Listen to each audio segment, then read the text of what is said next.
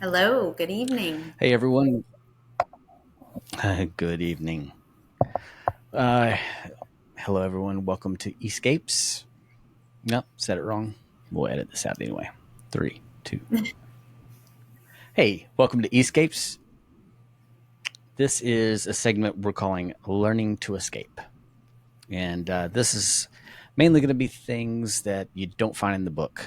And yes, we are going to do another book, but with all the time we have on our hands, it might be in 2030 or 2035. So we're just going to ask each other questions so you can kind of get to know the people behind E-SCAPES and the people in the crew and what things have of course been like for them as they've joined forces with us, transitioning to electric, but also a little bit about the owners and what made us decide to transition, which still sounds like a funny word. But yeah, so it's kind of, just to answer any questions that you probably never even asked. But Jen, I'd like to Yes, give you the chance to ask away any questions, and I'll ask some to you too. So shoot. awesome. Awesome. Well, how are you doing this evening, first of all? Absolutely wonderful. Wonderful, wonderful. So, no, but in all seriousness, looking back at the book that was published on Kindle on Amazon, what is something that was not in the book that you look back that you kind of wish we did include? Oh my gosh, there's lots of stuff. I mean, there's different things that when I go back through, that I would change to, about, well, of course, things that we've developed since then, like the box truck, things like that. But a lot just kind of the history of what got us to that point. It's not like I started out in landscaping. Well, I take that back. When I was like 13, 14, I was in landscaping. But my career, so I thought, was to be a rock star. And That's right. that changed into recording rock stars or doing live sound for rock stars. I got a little jealous. I drooled a bit, but I loved it. I loved it. I got to meet some really cool people, and I got to meet some people that were really not cool. We'll put it in that word. Keep it kid friendly. There you go. There you Yeah. go. That's awesome. That's But awesome. And like, the same thing, I mean, in terms of like linear progression, I mean, I don't think either one of us necessarily had the foresight necessarily to see that we're here today. Um, and as it, I said before, if I would have known I was going to be running electric lawn care, I probably would have kicked my own ass back in 2016, 2017. Because I'm all about gas and batteries. I mean, yeah, I had some rechargeable AA batteries that I would use for little things here and there, and that was kind of cool. But, I've had them burn up on me. I've had some that, just didn't last. And I never dreamed the technology would get to what it is now. Mhm. But then we'll get into this later and probably other videos about how freaking amazing the technology has gotten now. But I never dreamed we'd have, what we're doing. Yeah, And that's especially, very in the music business. And I know, you weren't in landscaping too. You were in the dairy industry for a little while. yeah. So I was a lactation consultant for 20 years.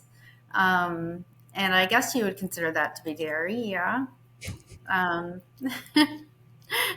So you it's probably the know, weirdest way you've ever had it worded, huh? yeah, that probably is absolutely the strangest that it's ever been worded for me. Yes, you take the cake on that. But that's You okay. never called a dairy farmer? No, no, never a dairy farmer. No, Sorry. it's all right. It's all good. Um, Well, hey, it I was never thought funny. I'd be the manager of 5 spine clinics with no medical background, but it happened. Yeah.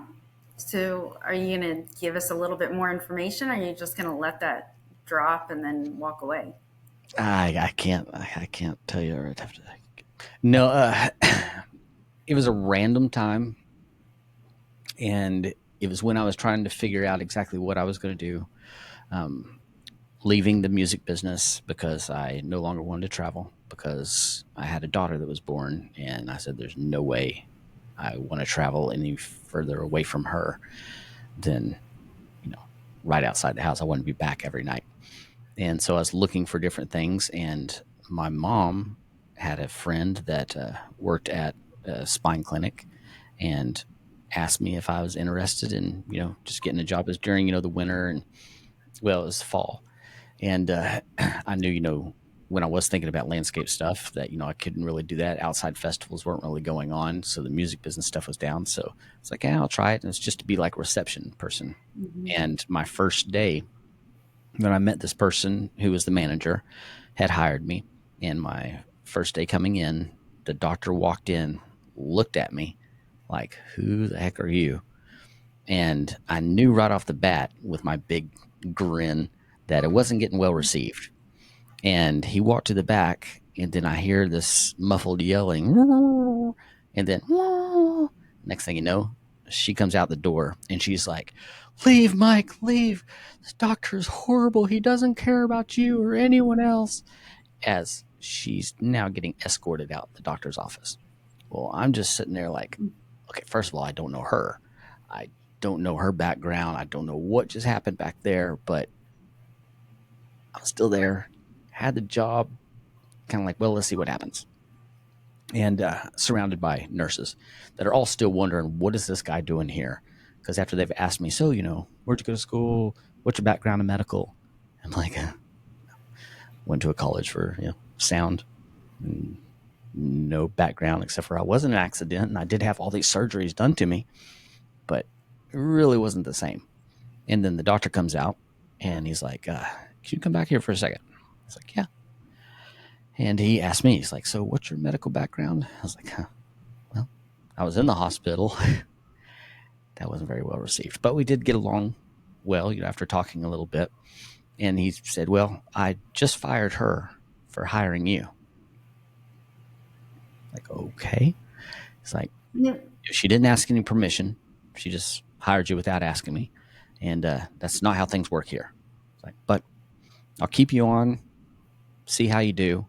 But, just don't go into a room with anybody and just, as people come in, you check them in and then just hand them over to the nurses. Like, yes, sir, you got it. And few hours go by, things start lightening up. A few days go by, things really start lightening up. And I think people saw that I wasn't there to take anyone's job.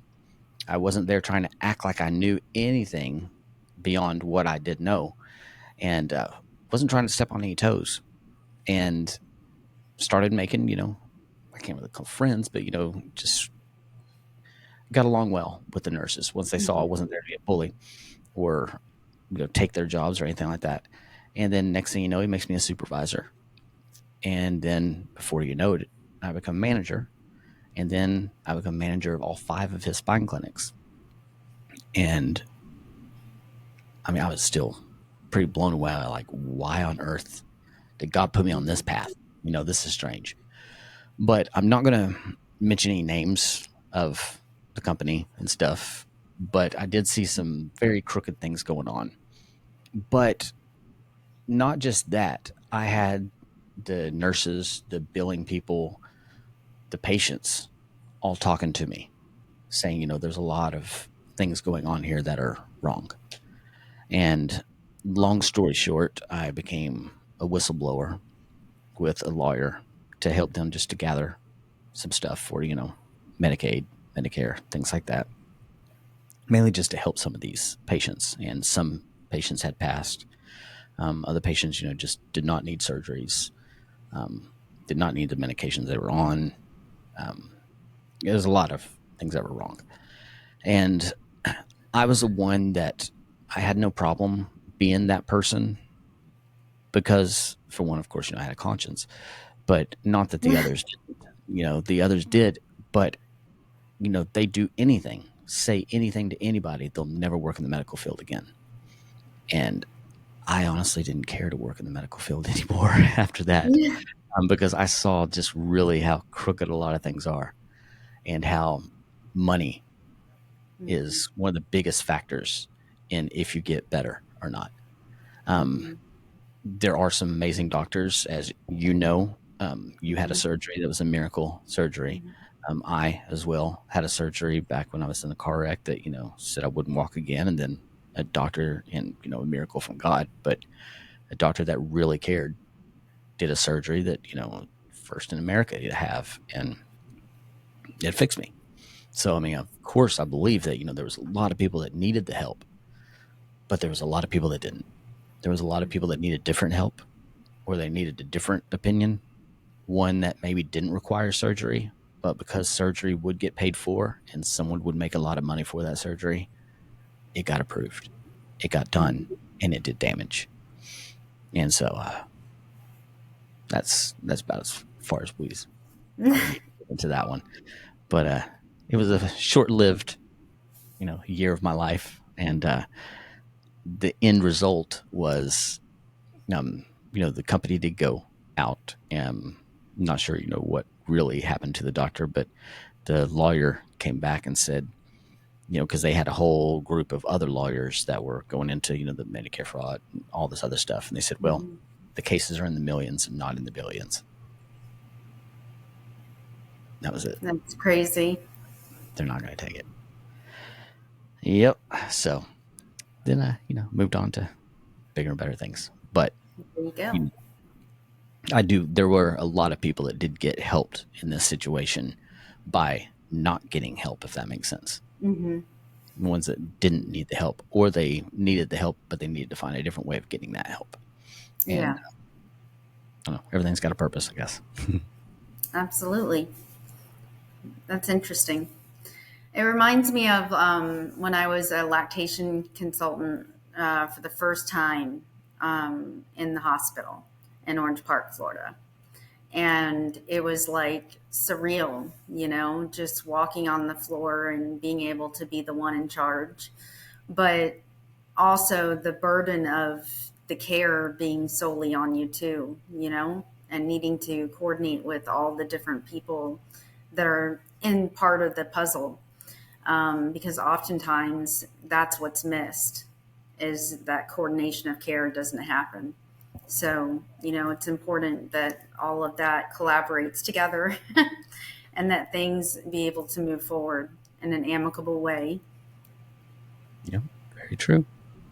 Mhm. Well, now we've hit the health part of it.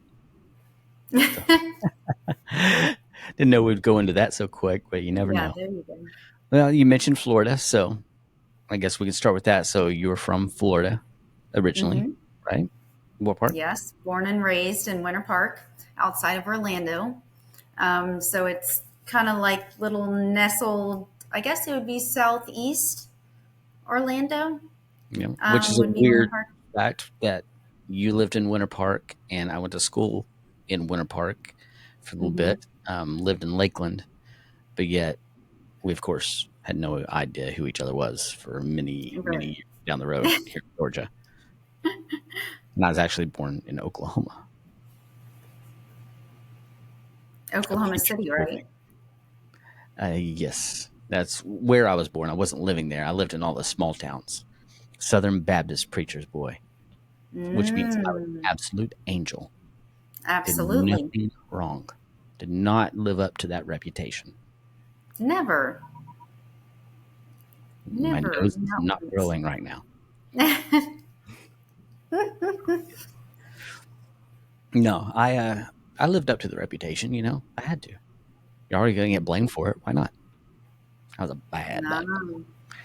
But then got into that car wreck when I was 15 and got a little taste of death and brought back very quickly and feel body cast, traction. I would love to say I matured a lot, but then I'd be lying. I did mentally mature a lot. I realized how precious life was. I did take that for granted still again, later in life because I was still young. But which is weird. I mean, you think because talking to kids, everything by the time you're 15, 16, 17, Mhm. like Yeah, right. exactly. But it did make me appreciate things a lot more. It did make me think twice on a lot of Mhm. things in the future that I probably wouldn't have lived through if that didn't happen. I didn't take some of the risks that I probably would have been as Mhm. careless as I probably would have if I didn't have that. And I don't mean that in a way that everyone should experience something like that Mhm. to appreciate life. But my God, if you do, Mhm. especially when you're back, old fart like I am now, looking back and like, my God, I lived through so many things that I can't believe I made it through. I was very lucky. Mhm. But I try to imagine if I didn't go through that first thing, what other choices I could have made that, Mhm. I mean, my goodness. Yeah, we definitely don't know what we're doing until we're way into I have to say 30. So sorry, all you 20-year-olds. I don't know. I was listening I think it was Rogan is saying that around 25 or so is when you're finally, a lot of things are maturing where you can really have Wow. a lot of stuff, more figured out. But I don't know. Everybody's different. Mhm. And I mean, I'll talk to some people that, as young as can be and just really seem like they've got it together. And then some that are, older than I am and still don't have it figured out. But hey, it's what makes the world go round, right? Yeah, absolutely. It makes it interesting at least. Yeah. Yeah. Now, I talked about me being a preacher's kid and, Mhm. how, of course, I lived up to it. I did my parents right. There was some, but you were a preacher's kid too, right? Yeah, it was not like you're a preacher's kid. And what I mean by Oh, that oh, like is you weren't bad, so no, to no, no, speak. no. Well, what I mean was like the sole preacher of the city or what have you. It was Orlando Bible Church. It was a small church. And so, it was a different way of living. I don't know how to describe it other than that. It's like everybody was in everybody's business. You know what I mean? But I guess that's how a lot of that stuff is. But Yeah. Well, or everybody knows your business because, yours, I guess, wasn't a small town. Mine being a small town, everybody knew your business or your older brother's business. And as ah, soon as they saw me, they're like, yes, you're going to be just like him. Oh, thanks. Appreciate it. you're like, thanks, No, appreciate I wouldn't go back and change a bit of it for anything. It was awesome. it. That's good. Well, we could sit here and talk on that for quite some time, but um, Well, let's go to a next step. So you were a kid. I was a mhm. kid. What'd you do as a kid? Like, did you ever pick up Oh. any jobs as a kid? Like I did, some lawn care. That's why I came back to lawn care when I was trying to figure out what to do after the music business, after my medical career, Mm. after owning a restaurant, um, all sorts of stuff. I mean, what? Let's start with you. What did you do? What was your first job? Mm. Babysitting in the neighborhood. I was always the neighborhood babysitter. It was always like a running joke that I was going to have the most kids the fastest. No, and I worked at Chick fil A. I was Nice. a vegetarian No when I work worked on at Chick fil Sundays. A. That's right. What? I did not have to work on Sunday.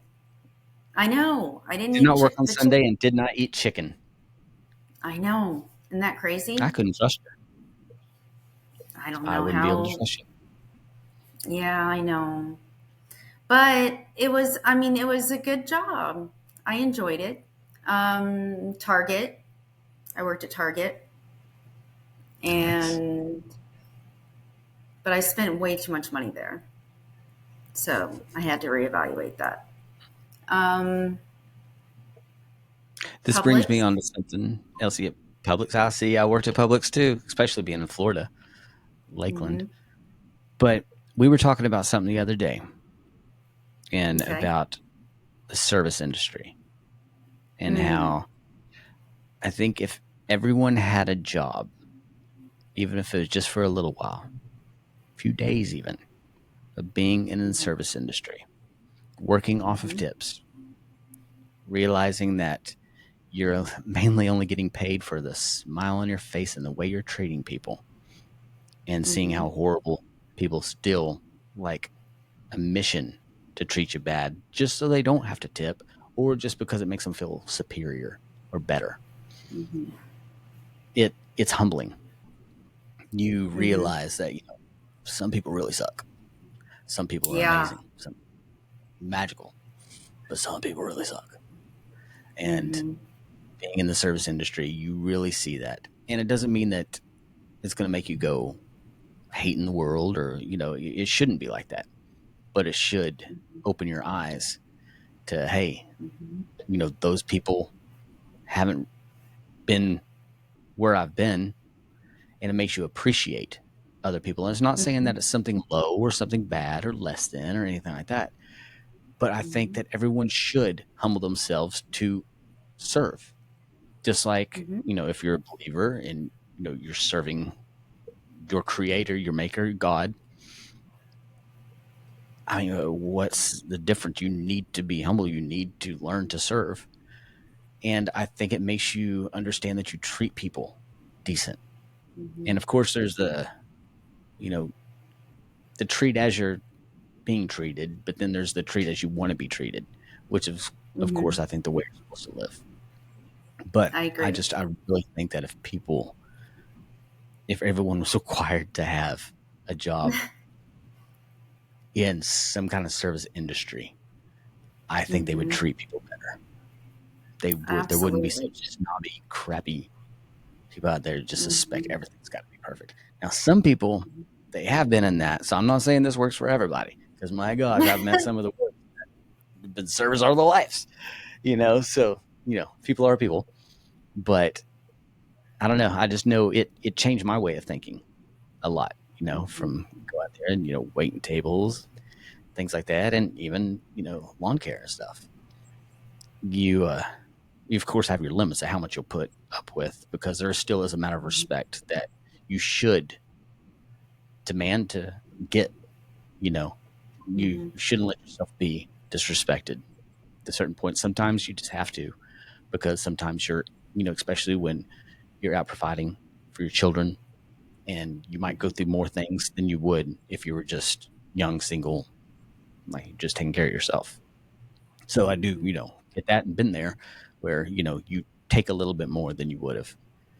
But I don't know. I just, God, like when we were talking to that waitress the other day, and someone left Hmm. her $1, and she said, other people sometimes, leave a quarter or 50 cents. It's just, why leave anything Crappy if you're going to do people. something like that? Hmm. Absolutely. But it's nice to get into the position. And, it's one of the things I like about owning my own business is when some of the customers can really suck, you can say, hey, you're just not doing it for me anymore. I got to break up. I've done that. I mean, I kept it in the most respectful, nice way, and just said, I'm sorry things aren't working out. I think we need to see other people, just not each other. And cut it there. You don't have to start yelling and being like, oh, F you, blah, blah, blah, blah. It doesn't have to get to that. Sarcasm. Hmm. That's the way to go. I mean, say kill them with kindness, but there's got to be a better saying. Startled I don't know. sarcasm. I always say kill them with kindness. But I mean, oh, Soak them in sarcasm. there you go. You can keep going with that. Yeah. But no, that, I mean, I would agree with you that I think everybody should have, ooh, just a serving job for a weekend, just one Mm-hmm. weekend, and see how much that they change their tune on Monday. You know? Make it a rule that if you're nasty to your server for no reason, once you walk out, the cops nab you, and then you have to switch places. And we'll just Yes. on to something. Oh. Hey, that brings me into politics because I was just my mind went into let's get the president to get people to arrest him. No, sorry. Um, Now you were in politics for a little while. Hmm. Tell me about that. Yeah. So I originally wanted to be a press secretary. And so my original major was political science and international relations. And I did not pass international relations because I could not name every country in the world. But I had like a 99% in that class, and I couldn't pass the class. So that's my claim to I couldn't even get college close. failure. I couldn't get close with the countries. I had a hard enough time. A lot of it was on purpose, but I had this principle. And if you're out there watching this right now, I still got some anger to you. But he would give me SWATs every day until I'd recite the 50 states. The teacher would send me it got to a point where I was just like, I'm doing this on purpose. And I came to school and I had like 4 layers of underwear and shorts under my pants. Oh my goodness. In there. Because I mean, you know, Oklahoma growing up, like SWATs were definitely a thing. Corporal punishment, I guess you'd call it. And I got them a lot. And I mean, most of my teachers were coaches too, and golfers, and they had a heck of a good swing. Oh But, my goodness. and again, I mean, yes, I asked for some of it. Not literally asked for it, but in my actions. See, getting wiser in my old age. But, but anyway, yeah, that was a moment in time. And then my dad found out, and he went to the school and made some changes. But it took forever to get them to believe me that that's really what was happening. And things got a little smoother after that. Not too much smoother, but the wreck was at 15. I was in a car accident that we went off the road.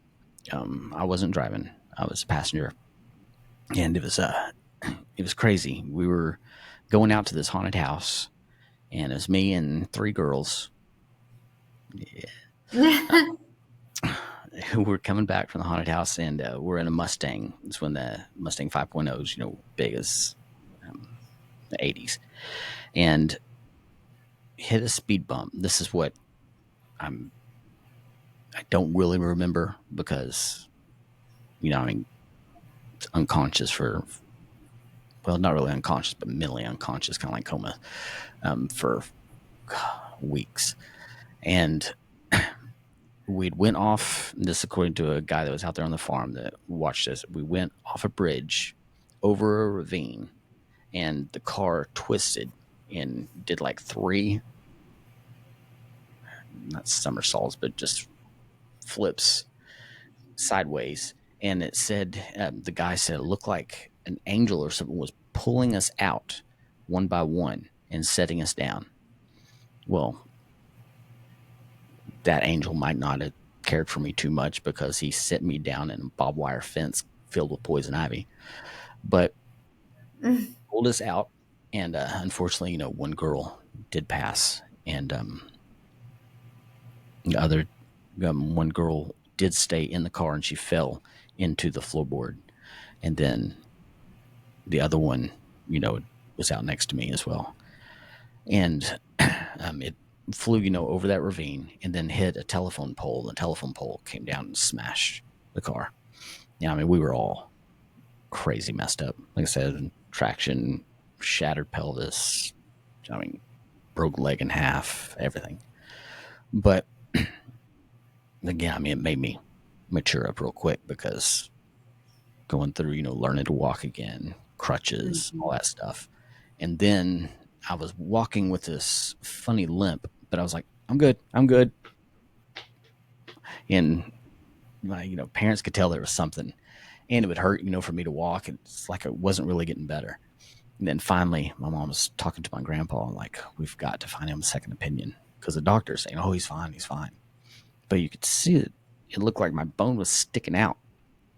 And then finally, we go and we see the sports doctor, and he wasn't taking any patients, but because I guess my grandpa, being who he was, amazing man, farmer, and he had helped him, and they saw me, and then he saw my leg and was like, "Okay, yeah, you're fine if you want to stay in a wheelchair. You're going to be back into a wheelchair now that you're learning to walk, but you're not going to be able to stay walking for very long." And he got another doctor from, I believe it was Germany, to fly in, and they put a rod inside the bone marrow that went down. And I mean, I, I lost it when they said they were going to break my leg again. Like I was going to have to go through that whole thing again. I'm thinking the traction, I'm thinking the body cast, all that. And so I'm Mhm. just like, oh no, I'm good. I'm good. Tell my parents, I'm good. I'm good. Tell the doctor. But they finally convinced me, like, you got to do this.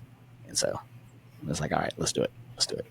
And my guy, I mean, it fixed me right up. I mean, not immediately, but like nothing. Now, I've never had problems since. That was when I was 15, Yeah. now 47. So, Yeah. but again, I mean, I was really going down a crazy path of what I was going to turn into. Like, I probably needed military or military school. And I was kind of a dream of like, I would like to get into the Air Force like my other grandpa. But then again, the accident and all that stuff, I couldn't do that. But it still did what it needed to do, which is kind of what the service would have done for me. Made me realize, hey, quit being an idiot. Go value life because it can easily be taken away from you. And Mhm. I mean, did great for my brother. Hi, Daryl. You're awesome. Love you. Army, Navy, and Marines.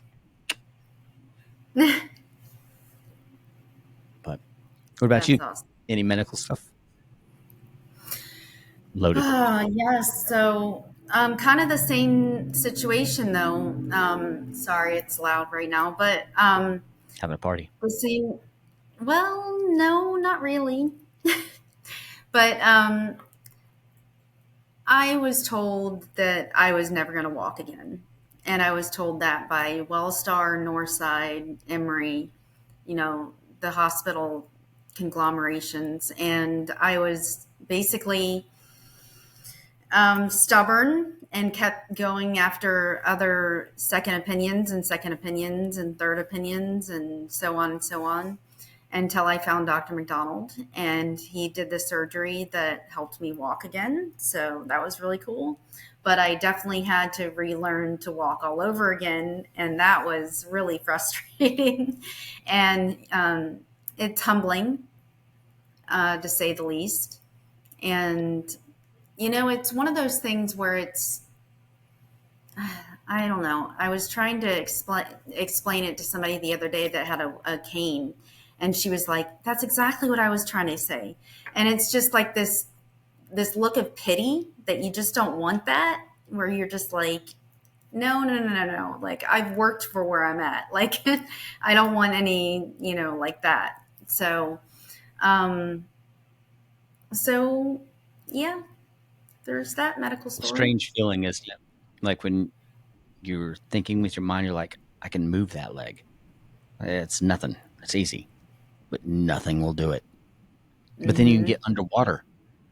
And I remember I lay in the bathtub and I could move my legs just fine, like nothing. Mm-hmm. But then get out of water, get into gravity, and Yeah. thing would move. So Mm-hmm. weirdest feeling. And it's hard to explain. I mean, I kind of just did, but still, it's hard to explain and understand unless you've been Mm-hmm. through it. Mm-hmm. When you try your hardest to move one of your limbs, and no matter what you do, that thing won't move. It's crazy. And it's one of the reasons I mean I love working outside and doing something Mm-hmm. so active, just like my grandparents did. You know, they were always active, and I Mm-hmm. mean, it kept them seeming, young. And Mm-hmm. I don't know, I just always feel better. I mean, winter comes around. Some of the years before we were still staying busy throughout the whole season. I mean, I can see why sometimes some people can get pretty miserable when they're just not being active, not doing anything. It does a Mm-hmm. lot to your mind too, and that's why I Mm-hmm. mean, I love, you know, not I mean, just running sports stuff like that, but any kind of wrestling around, whatever. Mm-hmm. Definitely see the appeal. Mentally busy. Like martial arts and stuff, not just to be able to go out and whoop someone's butt, but the fun of sparring with somebody or grappling. It's Mm-hmm.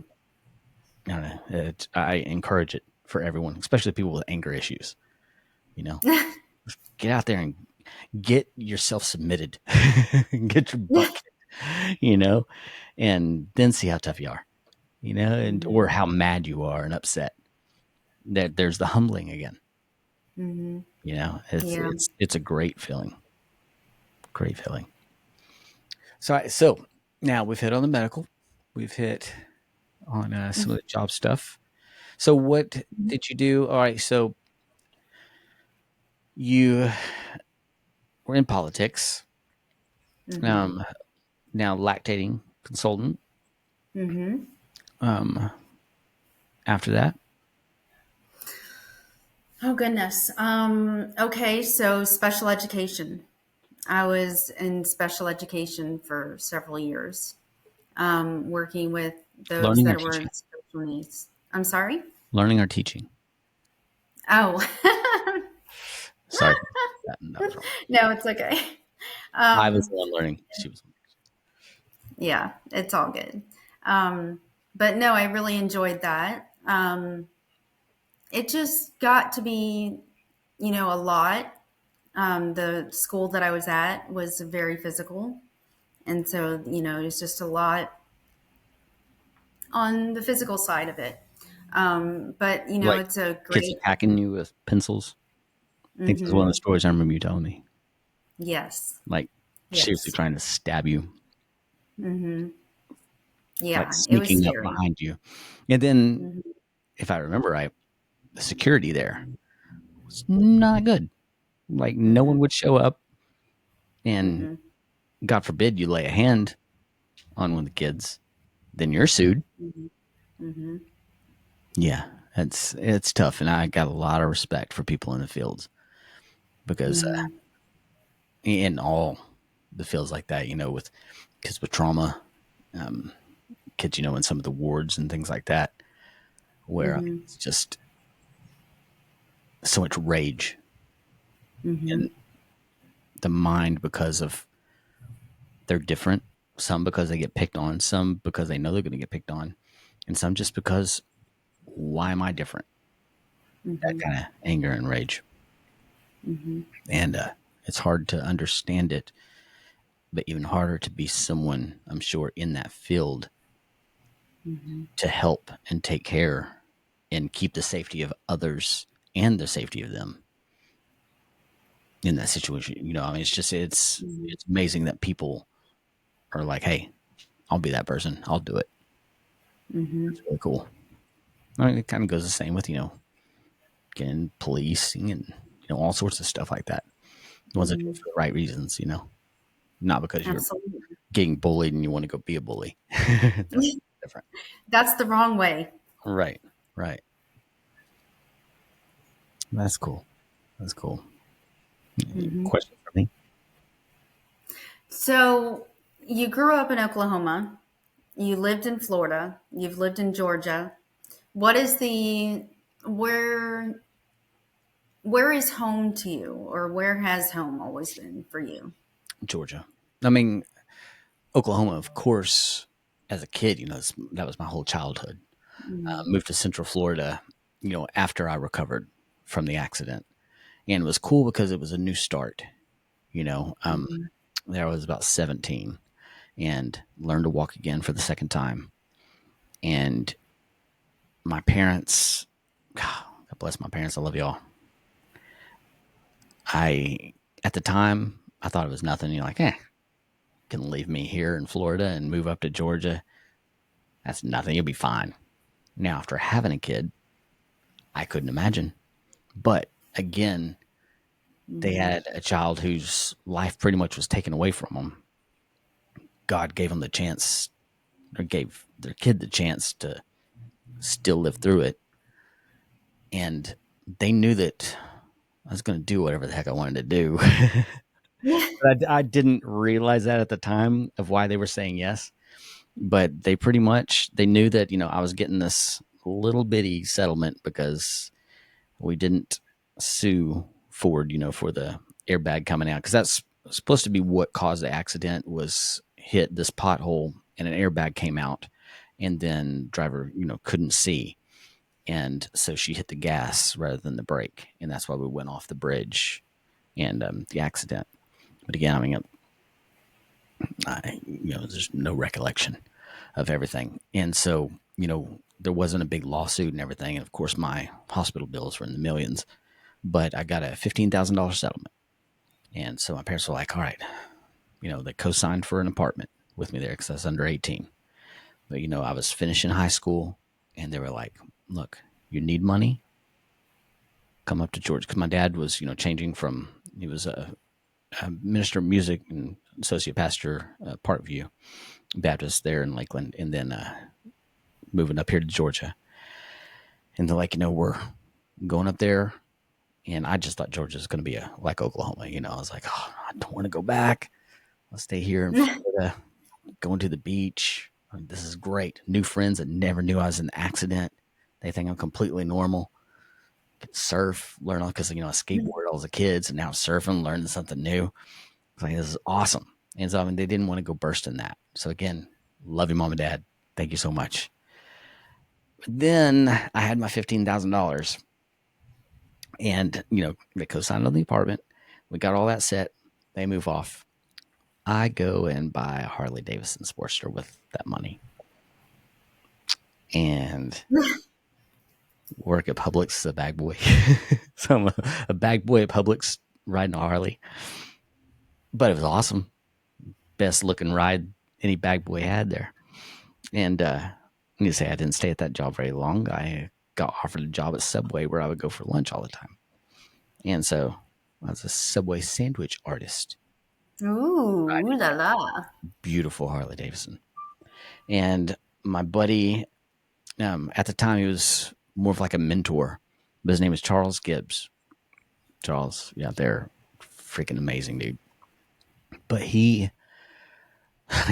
such a cool cat. He played drums like no one I've ever heard in my life. And I, started playing music early. I was in a band called Desire back in Oklahoma with my buddy Sean Jones. Love you, man. Ed Taylor, Brett Sams, and we rocked. And I played, when I was there in Florida, I didn't really have, many people to jam with, but this guy Charles would get with me there, and we had a little studio there at the church, and he would play drums for any of the songs that I had. And I mean, it was magical. And he played in a bunch of other bands and stuff for the longest time, when he was younger. So at this point, he was quite a bit older than me. And I actually worked for him doing some lawn care stuff too there in Florida. Hmm. And he had a Harley. And he, was reason I got the Harley. And not blaming you, dude.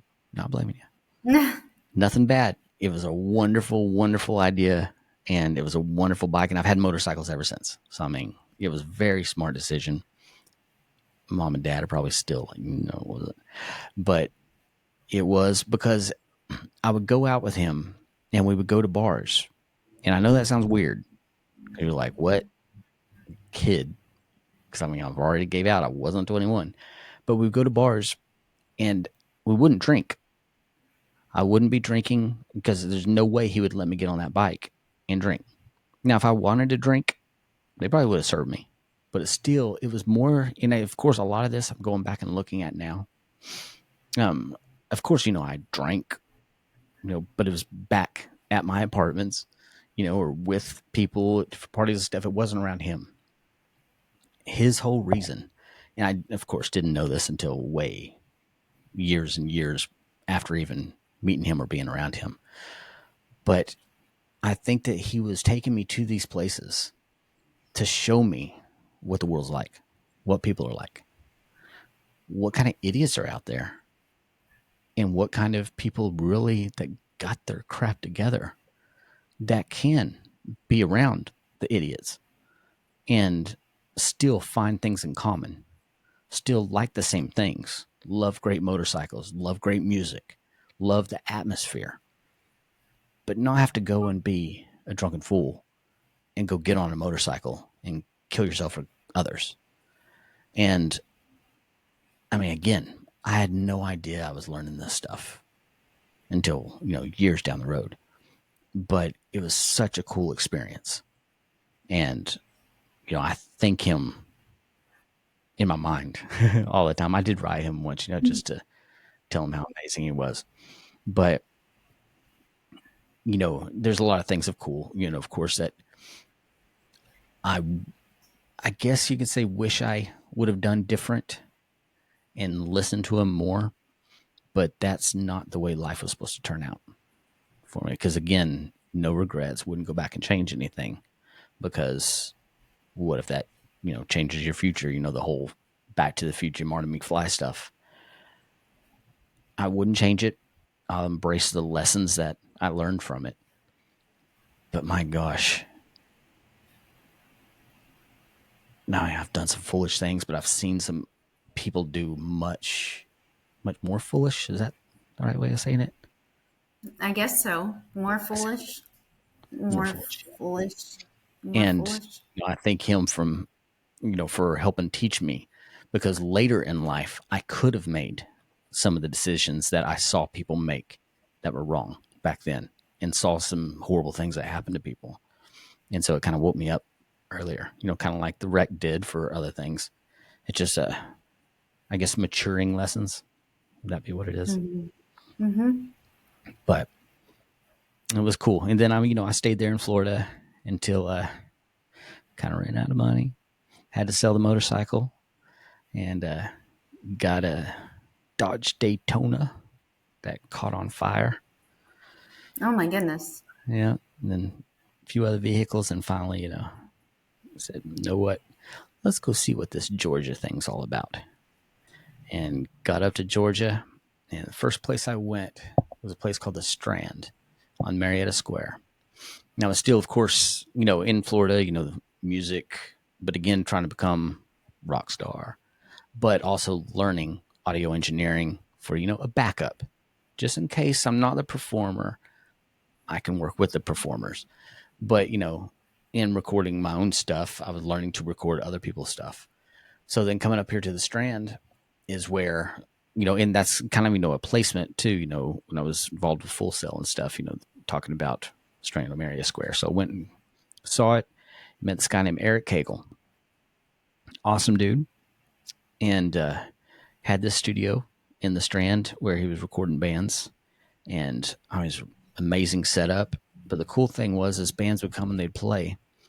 And, it's like all ages and stuff. And they would play. But then after their show, you'd come and be like, hey, we had the whole recording, like professional studio quality. Want to buy it? And, cheap, like $50. And you have a full demo that they could have for their night show, and maybe they only had, 10 or 20 people. So they didn't really make anything at the door. But now they have a demo, they can go shopping everywhere and start packing out places. And in some cases, they also got to hear themselves and be like, ooh, we need to practice. Or we need a new vocalist. We need a new guitarist. Not as good as we thought. But, it went, a whole broad spectrum of that. But I got to see so many different types of bands too. It was so cool. In a lot of, Christian bands, like Christian rock, that, stuff that I didn't even know existed. Incredible. This band Third Day that, ended up getting huge. They ended up signing with the label there, and with Marty and David Vanderpool, and I mean, got to see them travel around with them and stuff, doing these shows, and just see them just explode and get huge. And it was so cool. And then we moved the studio from the Strand there on the square to the Pterodactyl Club, which was in Marietta on South Cobb Drive. And still the same kind of thing. We had bands like Prayer Chain, Choir, and then of course tons of local bands, and it was awesome. But then the music scene started changing a bit, and from what these bands were bringing in, it's like $5 cover. They bring 100, 200, 300 people. You were getting a DJ that was bringing in 2, 3, 4,000 people, 20, $30 a head. So the club owners were like, "Oh, this is awesome." Me and my ears was like, "This is not awesome. This is not I like."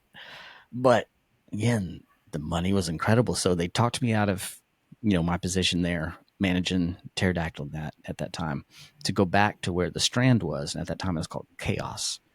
And man, they couldn't have thought a better name. The place was Chaos. But it was there on Marietta Square. And I mean, just thousands of people running around with pacifiers in their mouths and glow sticks. I mean, yeah, some of it was fun. There's a lot of it's fun, but it was not the scene I was so used to and loved so much. And I stayed around for it, and ran that club and a club next door called Charades. And then they called it the Strand again, and, lived up above it, right there on the square. And I mean, it was cool, but it got too crazy. And I was like, all right, the being that created me can't be happy with what I'm doing right now. Can't be proud. And I wasn't proud. And so finally I was like, is this worth it? And we also had a studio down a little 5 Points called the Green Onion. And we were working with Def Jam, Cedric the Entertainer, a bunch of big bands down there. And that, again, was a lot of fun. But I mean, it's also really dangerous because a lot of money changing hands, people getting robbed. I mean, just some crazy stuff. And that's when I finally was like, okay, I've got to change my life around. I've got to do something different. This music business thing is not working out the way I thought it was. I'm not playing music anymore. I'm not recording music anymore. I'm not even listening to music I like anymore. And I'm getting paid, but you're not enjoying what you're doing. So that's when I was like, I'm dipping to Key West. And that's a whole nother story that can be for another interview. But moved to Key West and learned to catch lobsters and bartend, and a whole different life, a whole real reset, which was awesome, which is what I needed. And then after, some years, 9/11 happened, and Key West was no longer the place to be.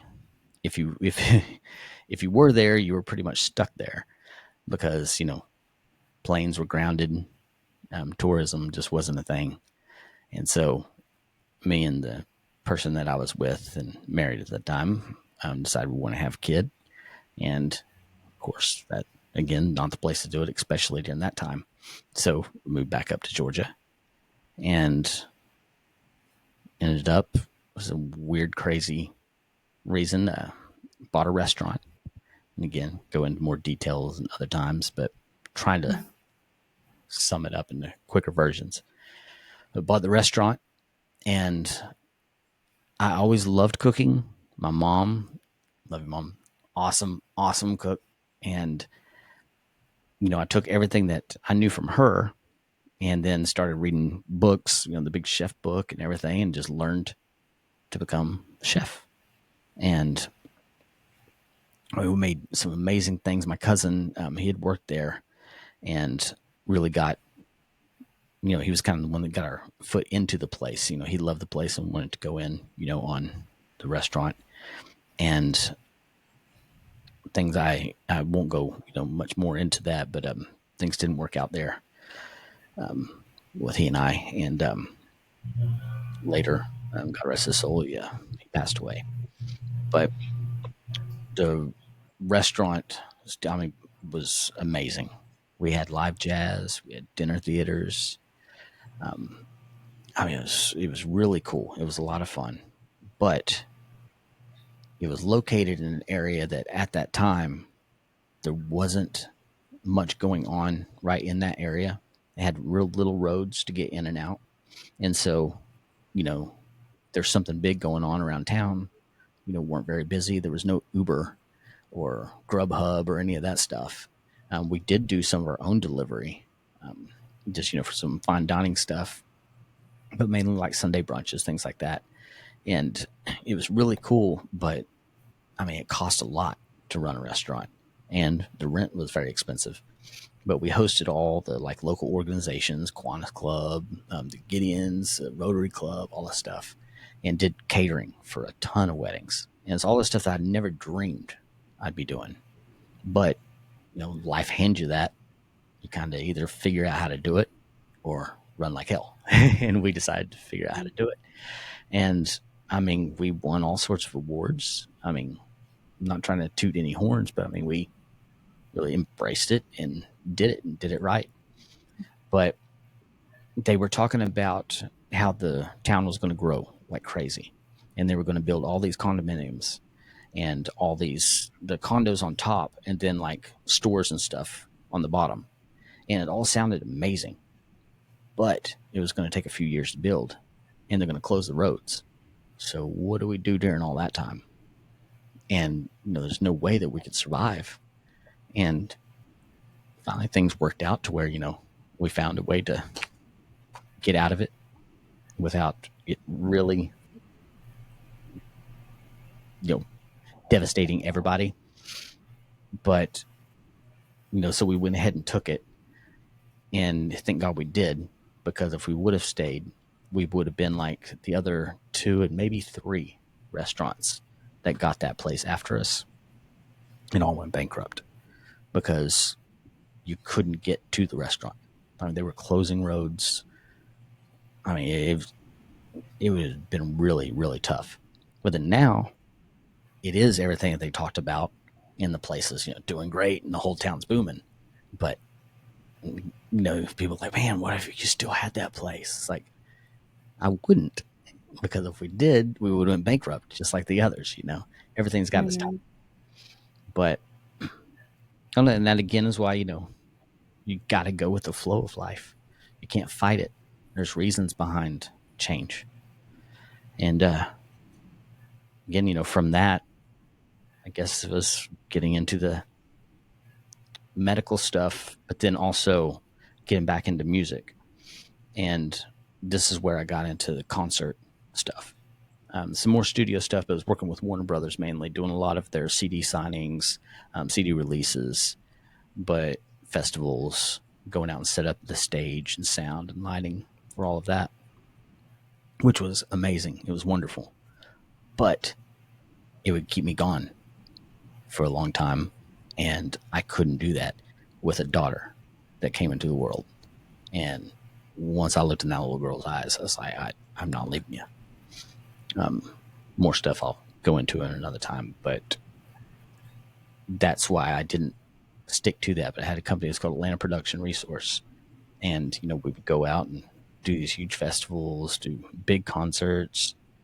I mean, it was amazing. But people always ask, like, well, why don't you still do that? Why don't you love to still do it?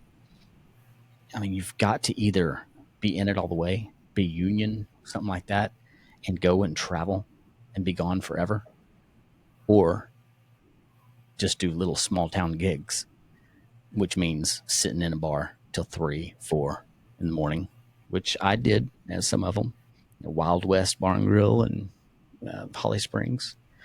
And as fun as it may be to go to one of them, when you sit there and work at one over and over every night, and you got, you're married, you got a kid at home. It's just not that fun. And I knew, I was like, you're thinking like, wow, is this my career? Is what my career's become? And thank God it wasn't. It was Mhm. a fun time.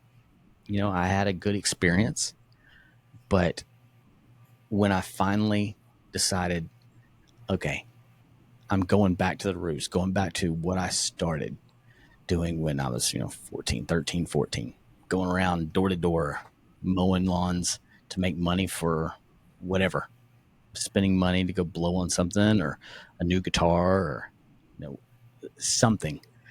But that was, we knew, hey, you need that money, got to go get it because mom and dad's not going to give it to you.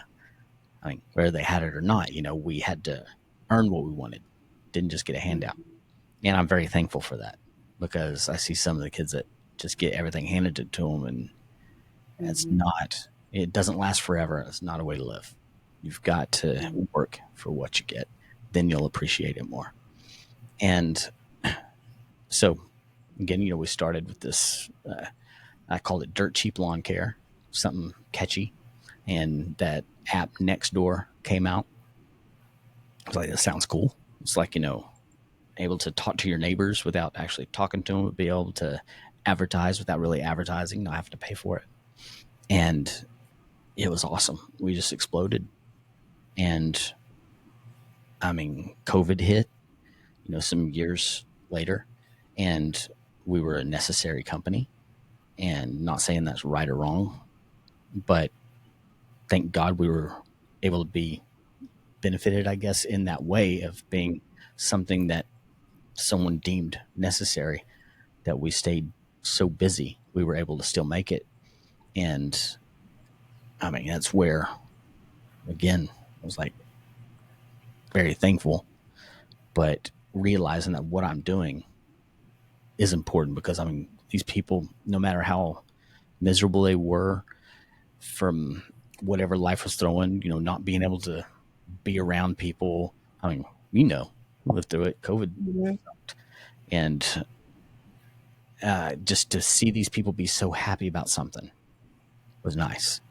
Mhm. And, but, that kind of is what led me into more things, with the electric, because where we would make them happy, they'd also be unhappy because we're so darn loud. We're so darn stinky, Mhm. but mainly loud. And they're sitting there, trying to work on the phone or school, something like that. But no, it is really cool. But I've been yapping a lot. So how about you for a minute? Yeah, no, it's all good. I've enjoyed listening to you and learning from you. Well, thanks. So it's interesting. It's interesting to see hear the different linear pathways that we've taken throughout our lifetime. Interesting. Yeah, again, you never know what life will bring and what kind of stuff, is ahead. But I guess it's the reason why you don't give up hope Hmm. because, I mean, there's a lot of times that I was like, come on, God, what is this? Why am I doing this? You know, uh, but everything has its reason. I had this company, room service, that I'd thought up and thought it was going to be, huge. I was going to be a millionaire. I just knew it because it was this idea kind of from the restaurant of where we would deliver food from other restaurants. And wow, what a cool idea. We'd just go and get from different places and stuff. And then we'd also, be like a courier kind of. We would do all sorts of, services for people. And so it was called room service, more than just a meal. I thought the coolest thing. And of course, this is way before any, again, Grub Hubs or any of that stuff was around. Because this was still back 2002. And the guy who was helping, he did all of the, like, set up our website and all the coding and everything for it. And, I didn't know anything about that stuff really. I mean, I knew stuff around audio board, I knew stuff for Pro Tools, things like that. But when it came to coding, forget about it. And we had it all ready to launch. The site beautiful, and then he had Crohn's disease, and he had a medication. He just had twins that he brought into this world, and they're beautiful, beautiful family, and beautiful guy. But he ended up taking his life. And I think it was the medication. I still believe that he got switched on, and slit his wrist, and that was the end of it. And That was dark. that's yeah, but I mean, again, that's just where all this stuff, and then you're just like, you want to get mad at something, want to get mad at somebody, can't get mad at him. He's gone. Can't get mad at his wife, his kids. I mean, no. So then your next thing is get mad at God. What does that do? Does nothing. It definitely doesn't help. And so I had to get real with God and be like, okay, what am I supposed to be learning out of this? And later in life, I go back and I see how much I learned out of it. I didn't lose anything. And a lot of skills, techniques, whatever that I developed in doing that, I use today. And a lot of it was also not necessarily cold calling, but being able to go out and talk to customers and people like I did back then. And that was kind of a practice to get into it and realize that, hey, they're humans. They're just like you and I. Just talk to them. You don't have to sell them anything. And with the business that we're doing right now, there's nothing we have to sell. It sells itself. I mean, the only thing we got to deal with is some of the people that are out there. Well, I say deal with it. Don't have to deal with it, really. We just kind of laugh at it. But the people that are out there saying, oh, this doesn't work. There's no way you can make that work. Well, we prove that it does work. Mm. And it works really freaking well. So I'm very happy with what we're doing, where we're at. And I couldn't ask for a better career, for a better thing to be doing, whether it's for the rest of my life or not. I would, again, what I would love to do with this business is not necessarily be out there cutting the lawns, with this new electric stuff. I love that. But I love having the guys do it. See these guys do it. See how happy they are. See how happy these clients and customers are. But teach other people to do it. Mm-hmm. I mean, you not coming from any kind of, landscaping background other than you'd have someone come cut your lawn. But you came across it and you saw what we're doing. And again, I thought everyone was doing it. I was like, I can't be the only one doing electric. I can't be the only one that's using solar to charge it. I mean, I guess I'm a little silly, but I don't know. I figured, come on. And that's how many years ago now? But yeah. It's true. It's, I think it's because so many people think that it can't work. And so many people are so quick to say that, oh, well, let them, because they'll see for themselves that it does work, and it works quite well, and it's very efficient, and it's not about politics. It's not about whether gas is good or bad. It's about what works better for what you're doing, for the application. And technology is always improving. Therefore, hey, it's working better. I'm Mr. Jabberjaws. No, it's absolutely. I think it's great. I'm learning a lot. Well, happy to teach. Yes, happy to oblige. Well, any final thoughts? So I think we need to put the teaser out there in terms of a second book. What do you think? Yeah. I mean, some of the things that we're working on now that wasn't in the first book is this box truck. Everything before was trailers. Now we just bought a big box truck, and we're doing a 48 volt system as opposed to When we first started, it was 12 volt. And then I switched to 24 volt for the larger trailers. And then now the box truck, we're going 48 volt, which means we're getting serious. But it's, Let's get serious. let's get serious. Wonder Pets. I gotcha. Mm-hmm. Let's get You serious. got it. This is serious. But Mm-hmm. yeah, I'm excited. And over this weekend, we're going to film a lot of the, I about call it a trailer, the box truck getting built. And I'm excited to show and share on that and hopefully start That's building awesome. these for other people. Yay. Yes. But yeah, that's pretty much the future is going to be building these things for other people or teaching people how to build them. Mm-hmm. I think that's awesome. And kind of like the Quiet Georgia, that campaign of, really trying to make sure that this community is quieter and safer. And I think that's important to note too. Absolutely. Absolutely. Because again, I mean, people are all working from home, schooling from home, Mm-hmm. or just having, or podcasting from home, There you go. or whatever it is. Because imagine if we're sitting here right now and you just heard in the background. Mm-hmm. Wouldn't be pleasant. Kind of like the first time that we went to go record. Do you remember that when your neighbor was using the leaf blower? That Yeah. was perfect timing. Impeccable. Yes. Yes. Quite loud. Well, cool. That was creepy.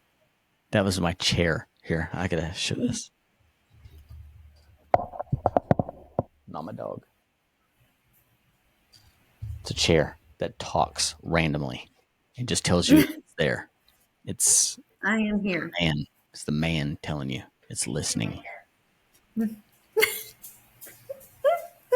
Creepy. And on that note, All right. Well, I enjoyed it. Thanks for the chat, and you. we'll have more to come. Sounds good. All right. Bye bye. Bye then.